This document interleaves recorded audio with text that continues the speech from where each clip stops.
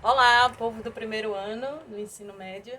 Então a gente está aqui para falar um pouquinho sobre a filosofia, o surgimento da filosofia na Grécia Antiga, a partir entre o século 8 e 7, né? 700. Na verdade, entre o século 9, né? Quando as cidades-estados da Grécia, né? Começam de fato a se urbanizar. Então, o surgimento da filosofia ela está intimamente ligada ao processo de urbanização dessas cidades, né, que eram chamadas de polis. Né? Então, hoje a gente tem muitas cidades no Brasil, Divinópolis, Petrópolis. Né? Então, polis significa cidade em grego. Então, essas cidades, né, a partir do século 9, 8, antes de Cristo, né, vale ressaltar, antes de Cristo, a Grécia vai passar por um grande processo de intensificação do comércio marítimo no Mediterrâneo e vai exercer um processo de colonização sobre essas ilhas do Mediterrâneo. Né? Então, em cada ilha que ela travava um diálogo comercial, ela exigia impostos dessas ilhas pequenas e exercia um controle militar também sobre aquelas sociedades. Né? E isso foi enriquecendo essas cidades-estados da Grécia Antiga. Né? Então, no slide, a gente começa falando um pouquinho, dá um históricozinho sobre esse processo de urbanização e duas coisas estão bem frisadas no slide, que é sobre dentro da estrutura da cidade grega, né, da cidade-estado grega, a gente vê uma função, um papel social muito forte da ágora, que eram as praças públicas, onde as pessoas iam trocar ideias e discutir o bem-estar delas próprias, né? Vale ressaltar que os estrangeiros não tinham esse direito, os escravos não tinham esse direito, nem as mulheres, ou seja, só os homens nascidos na cidade, né, eram considerados cidadãos. Então, o conceito de cidadania na Grécia Antiga é bem restrito, né? Vale a pena você ficar atento a isso nas provas externas. E essa sociabilidade que acontecia na Ágora vai favorecer esse diálogo reflexivo, né? E surge então a grande função da razão humana nesse processo, né?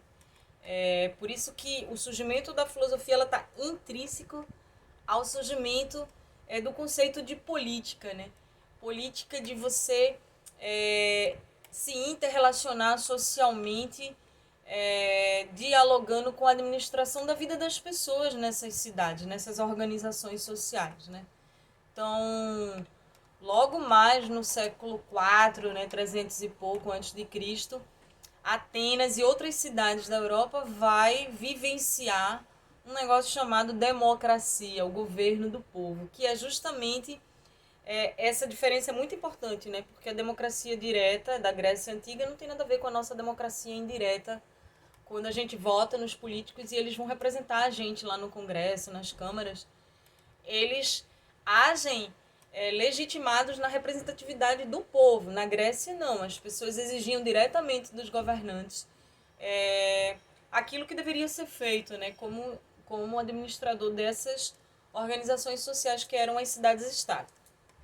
Então, a filosofia, a ética e a política, né? A ética, no caso, de definir o que é certo ou errado em função do bem comum, né? Porque a política tinha esse propósito de visar, de focar, de atingir o bem comum, muito diferente de hoje, né, também. Então, isso vai favorecer o ser humano a refletir sobre o próprio pensamento. Então, nessa fase inicial, tudo é muito ainda instável nesse período de transição histórica, é quando os gregos começam a questionar os pilares da mitologia grega, né? Que é uma mitologia humanista, né? Que já tinha esse favorecimento, né? A religião grega, ela criava uma representação dos deuses humana, né? Então, Zeus, Apolo, muitos dos deuses eram figuras que transavam, que tinham mulheres, que transavam com humanos, né, que davam origem a semideuses. Então eles tinham uma íntima relação com os seres humanos, os deuses. Isso favoreceu também essa quebra, essa separação, né, do pensamento religioso para o pensamento racional, que vai dar origem mais tarde ao pensamento científico no Ocidente, né?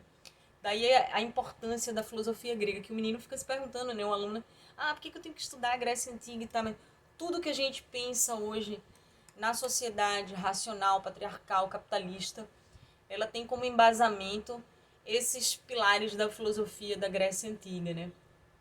Então, inicialmente, os filósofos da natureza eles vão questionar o poder dos deuses, né?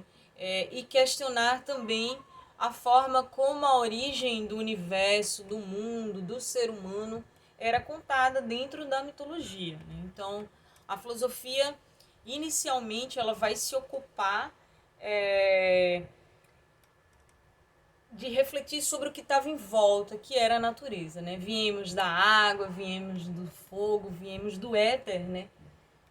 Demócrito mesmo, ele teve já nessa época o pensamento do atomismo, né? Que nós viemos de partículas invisíveis muito pequenas que a gente não consegue enxergar e tudo está feito da mesma partícula. Vê que incrível, né?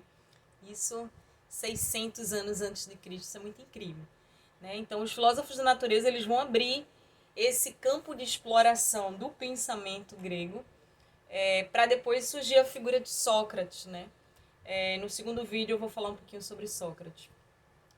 Então, nesse momento, abre-se esse espaço para questionar de fato o domínio dos deuses sobre os homens. Quem tem o domínio sobre o nosso próprio destino seria, de acordo com esse pensamento filosófico que vai surgir depois, o próprio ser humano, né?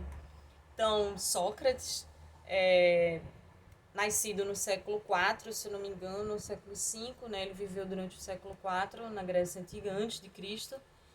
Ele foi condenado, né, à pena de morte por envenenamento, e ele era uma figura muito presente nas ágoras, né? E uma coisa muito interessante com relação a Sócrates, que a mãe dele era parteira na Grécia Antiga, e o pai dele era escultor, né? Trabalhava com arte.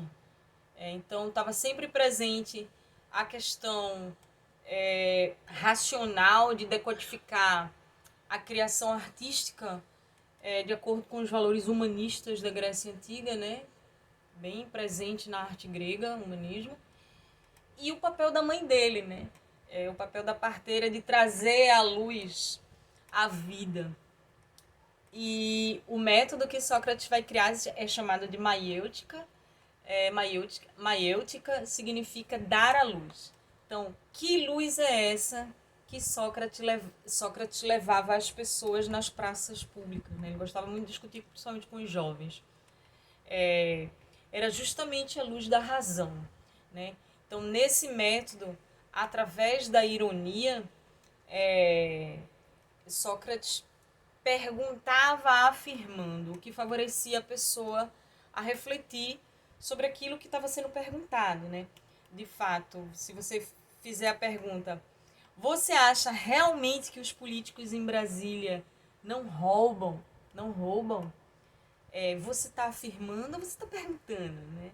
Então as pessoas estava sempre revestido de um tom de ironia, e Sócrates vai ser o primeiro filósofo de fato a adentrar nesses conteúdos reflexivos que diz respeito à nossa existência, né? Que é a justiça, a verdade, o bem comum, né? São valores que permeiam a nossa existência. Então, a filosofia sai um pouco dos filósofos da natureza, desse foco, esse questionamento sobre a origem de tudo, da natureza, e dá esse mergulho na existência humana, né? Daí a importância de Sócrates. Então, na filosofia grega, a gente tem um tripé básico, né, do pensamento racional, que é Sócrates, Platão e Aristóteles, né? Todo o pensamento ocidental científico deriva do que esses três caras pensaram e estruturaram nas suas épocas e que ficou para a posteridade. Então, assim, no próximo vídeo a gente vai falar um pouquinho sobre Platão e como Sócrates termina influenciando o que veio depois, ok?